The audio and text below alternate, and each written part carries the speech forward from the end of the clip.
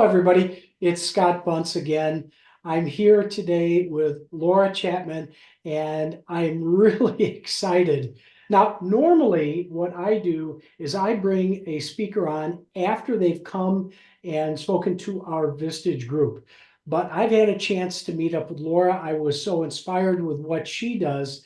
I thought that I would go ahead and record this. I'm going to have her come to my Vistage group sometime in the future, but I think she's got a great message. Laura and I have something in common. We both like to help executives do better, but she does it slightly different than I do it in a Vistage group. So I'd like to explore that with her today, have her explain a little bit more about her unique approach and what she does, and we'll contrast some of the things that we do together and go from there. Laura, welcome. I'm glad you could be here with us today.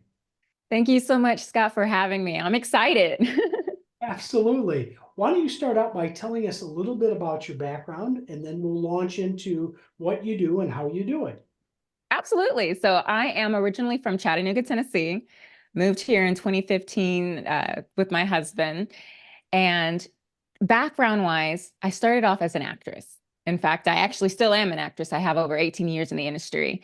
And something that I always loved about acting was the fact that I could actualize people's visions. Like I could take a script and bring it to life. That just juiced me up. And then along the ways, because they say if you're an actor, you're probably doing something else as well, just because the money isn't as fluid as we would like it to be, kind of like in business. So I had started getting into brand ambassador work, or as more people know it as, also being experiential marketing. And so with this, once again, I'm actualizing visions. I am taking business owners, Fortune 500 companies like Coca-Cola, Amazon, Verizon, all the way down to startups like Partake and Beyond Meat when they first were coming up along the ways, to be able to introduce them to the marketplace. In this case, the Georgia Southeast market, but I've also been across the country, Indianapolis, Las Vegas, all different places, to be able to help take these branding initiatives and bring them to life. And so doing all of this, I really got to see the different ways that companies liked to promote themselves, as well as what they were looking for. And I'm just, collecting all of this information. I didn't really know what I was going to do with it at first, but I got into business. A friend of mine, they're like, I love your attitude. And they got me into network marketing. And then from that, I had the business bug like just lit up in me. They were all about personal development, which was literally my favorite subject when I was being homeschooled for the majority of my life. Like the personal development section in the library, that was my go-to. And so I'm around these people who are thinking like me, except they have money. And I'm like, okay, this is different, but I like it. I'm all about mentorships and being around people who are where you want to be in order to get there and shortcut the system in a sense. Like I'm not even going to lie, I didn't go to college because of the fact that I was studying under people doing what I wanted to do. I didn't see the point. Like I said, I started off in acting, and I had an acting coach. I worked with her for 5 years as her work study student. And because of that relationship and her deep knowledge, I was actually able to get an agent very quickly at 19. And then, so when I moved to Atlanta, using the information that she had given me and instilled within me, whereas most people, it can take a long time to get an agent, I was able to get one within 2 weeks of looking. And this happened twice for me. So I had it down to a science. I knew exactly what it was that I wanted, and I did the steps necessary in order to get it. And so I use that mentality in everything that I do. And so when it came from, the network marketing business, eventually I realized I wanted to promote my own business. Like this was fun, but I had ambitions and I was already coaching my team. And so I realized, you know what, if people are coming to me asking me for coaching, people are getting paid for this. Like, hold on, let me just go ahead, and instead of taking like 25% of whatever I was making in that company, I could take 100% of it and then be able to reinvest more into myself and into my business. And so that's what I did. I started Legendary Focus. And I say legendary focus because I truly believe that focus, when you learn how to hone your focus, then you can create legendary results in your life. And to me, legendary focus is really just the act of honing your innate power of intentionality to manifest a predetermined outcome or result. And so when you do that, you get legendary results. And that's what I do for my clients. That's what I've been doing in my own life. I used it to manifest not only moving to Atlanta in the first place, but my husband, the exact type of man that he is, 3 different cars, and even the house that I'm living in today. So it's definitely something that I am living and I teach and I breathe it, but it also comes down to making sure you are feeling good about what you're doing as well. That is a great backstory. I love that. So tell me, because one of the things that caught me when I was talking to you previously is your holistic approach of doing this. Maybe you can give some reference to that and what that's all about. Absolutely. So, what I realized is that when it comes to business, life can very much make it all about the money, all about the policies, all about the structures. You have to do X, Y, and Z. However, when we are born, we are given an internal guidance system. You can tell when you are on track with what it is that you actually want to do versus when you're just doing something because somebody told you to. I mean, think about it. Even if it's good for you, when you were growing up and your parents told you, you have to do this, you have to do that, part of you might have wanted to rebel a little bit. Well, it's the same thing when it comes to coaches nowadays. They tell you, or mentors, in gurus, they tell you you have to do this. You have to, wake up before everybody else. Screw sleeping. You need to be able to beat everybody else out. And it's grind, grind, grind, grind, grind. Well, I realized that sometimes the drill sergeant mentality is not the best way to go about it. We all have an inner child within us, and that inner child does not like being yelled at. Mm. I find that you can help someone a lot more when you lean on their innate abilities in general. You look at what they're actually good at. Don't tell them what you're good at. Look at their strengths and then help accentuate those. And so when I work with people, I encourage them to dig deep and find the gems in their own journey instead of trying to recreate mine.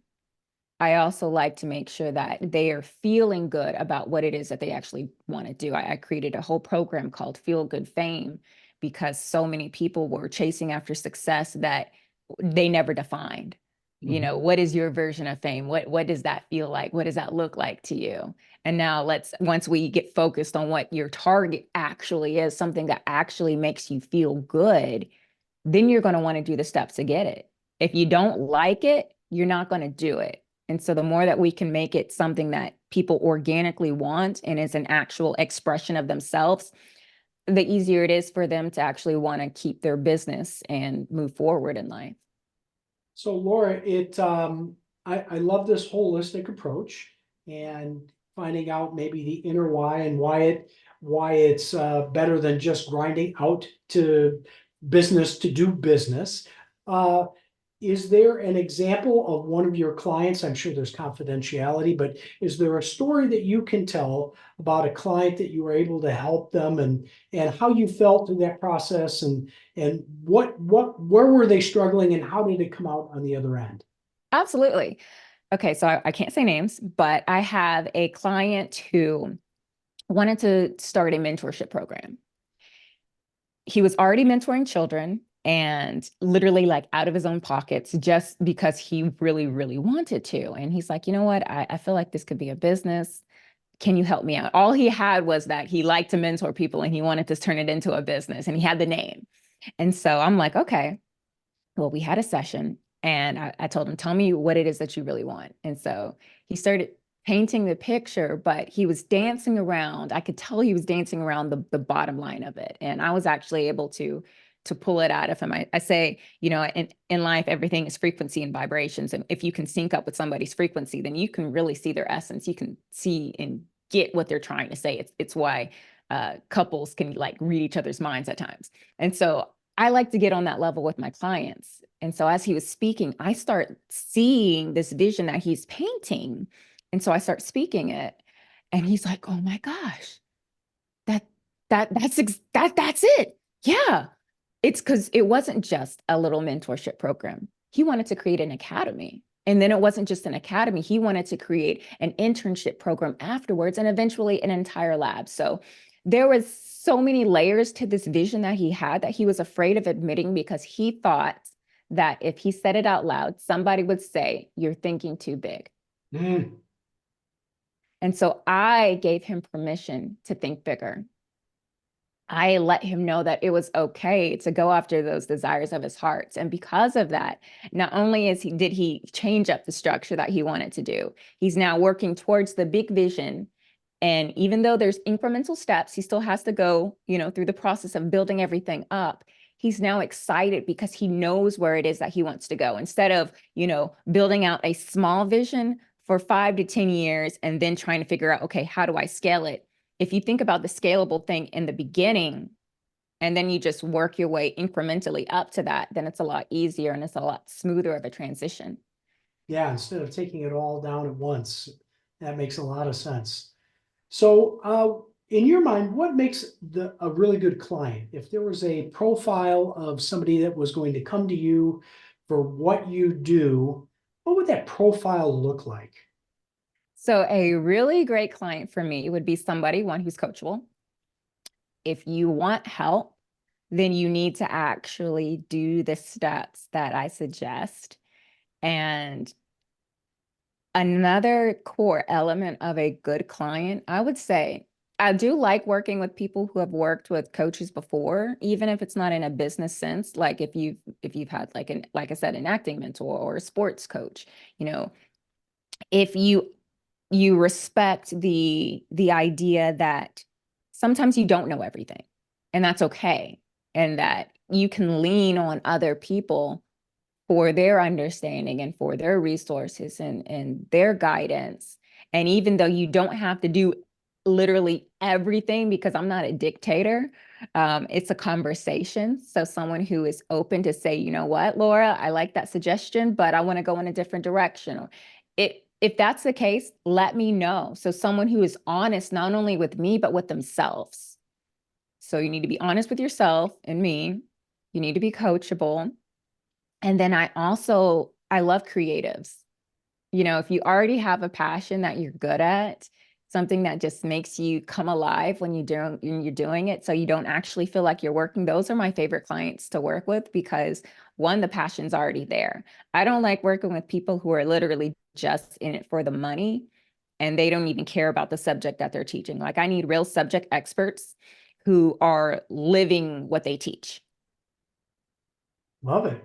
So you're almost like a mentor for mentors or a mentor for teachers is the way I would describe you Yes. from my perspective.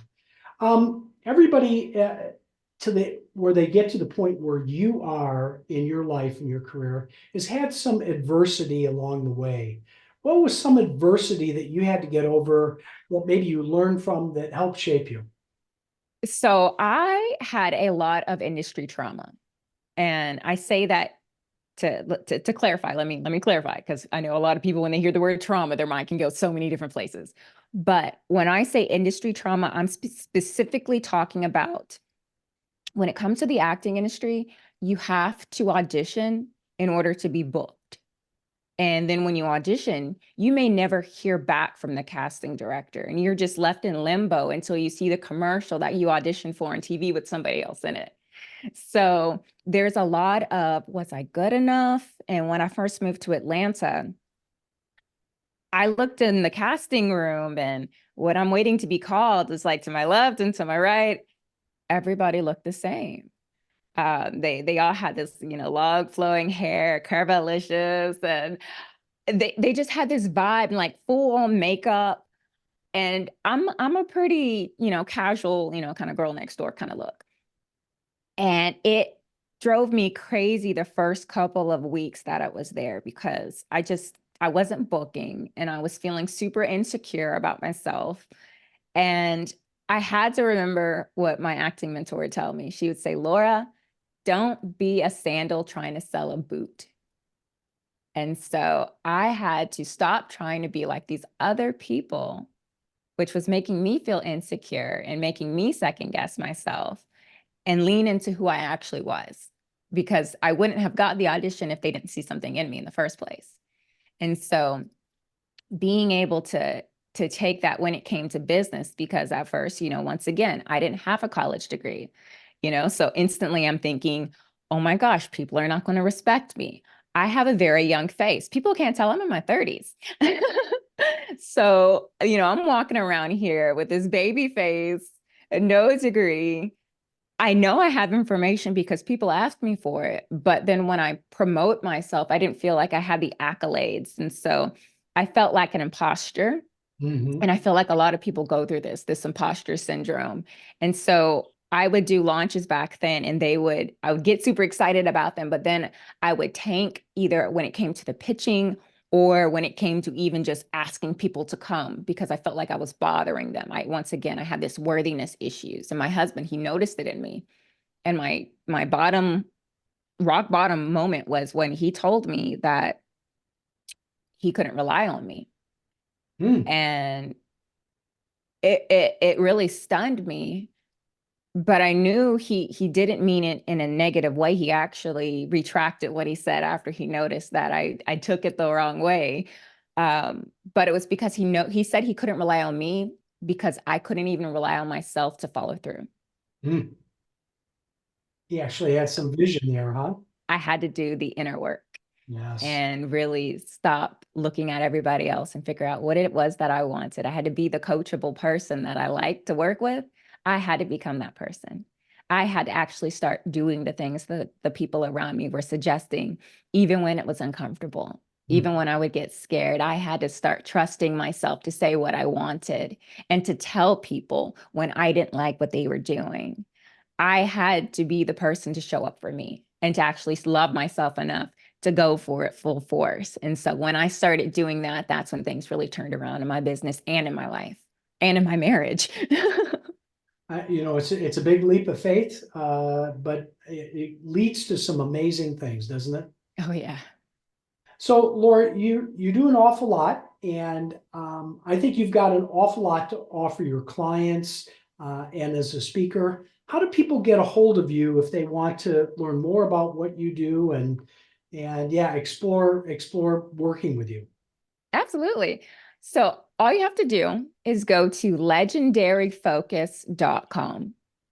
If you go there, you will be able to find information on how you can book a free clarity call with me so we can see, if we would be a good fit to work with each other, how I could help you out.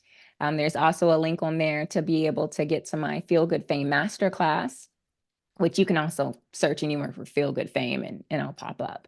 Um, and then if you want to book me as a speaker, there's also a link on there to do that as well. So it's pretty easy. If you want to ever find me online, like social media, I am a real person. You can look me up and let's talk. I'm on social media always as Lora Chatman, and that's not Laura Chapman. It's Lora, Lora Chatman, Chat as in Tango, Man. So search for that and I'll come up. Love it. Laura, enjoyed spending time with you today. And I'm really excited about what you're doing. It's a unique approach, and yeah, I think it's really cool. Thank you so much, Scott. I'm so happy to be able to share your platform today and to be able to speak to your audience. And I just hope that people can take some value from this. Absolutely. All right, all the best. Thank Bye. you. Bye.